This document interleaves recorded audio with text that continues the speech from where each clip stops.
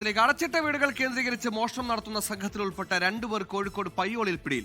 കൊയിലാണ്ടിക്കും പയ്യോളിക്കുമിടയിൽ ദേശീയപാതക്കരികിലെ വീടുകൾ കേന്ദ്രീകരിച്ചായിരുന്നു ഇവരുടെ മോഷണം. പകൽ ആക്രി കച്ചവടക്കാരെന്ന വ്യാജേന നടന്നാണ് രാത്രി മോഷണം.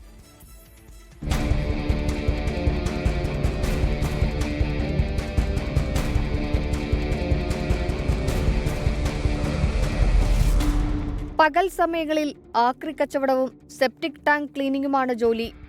തമിഴ്നാട് സ്വദേശികളായ കാർത്തികേയൻ, കാർത്തി മുരുകേശൻ എന്നിവരാണ് പിടിയിലായത്. സംഘത്തിൽപ്പെട്ട ഒരാൾ കൂടി പിടിയിലാകാനുണ്ട്. ആൾ താമസമില്ലാത്ത വീടുകൾ നോക്കിയാണ് കവർച്ച നടത്തുന്നത്.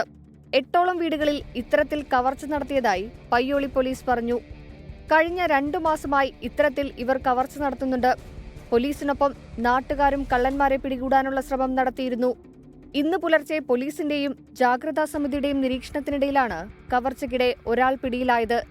കവർച്ച നടന്ന സ്ഥലങ്ങളിൽ നിന്ന് ലഭിച്ച CCTV ദൃശ്യങ്ങളിലെല്ലാം ഒരു ഗുഡ്സ് ഓട്ടോ ഉണ്ടായിരുന്നു.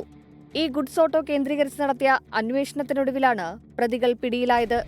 പകൽ സമയങ്ങളിൽ ആക്രി കച്ചവടവും സെപ്റ്റിക് ടാങ്ക് ക്ലീനിങ്ങും മറയാക്കിയായിരുന്നു കവർച്ച. 24 കോഴിക്കോട്. ലോകത്തെവിടെയായാലും ഏത് സമയത്തും 24 വാർത്തകളും ഓഗ്മെന്റഡ് റിയാലിറ്റി പാക്കേജുകളും എക്സ്പ്ലെയിനറുകളും വിശദമായി കാണാൻ ഞങ്ങളുടെ യൂട്യൂബ് ചാനൽ നിങ്ങൾക്ക് സബ്സ്ക്രൈബ് ചെയ്യാം.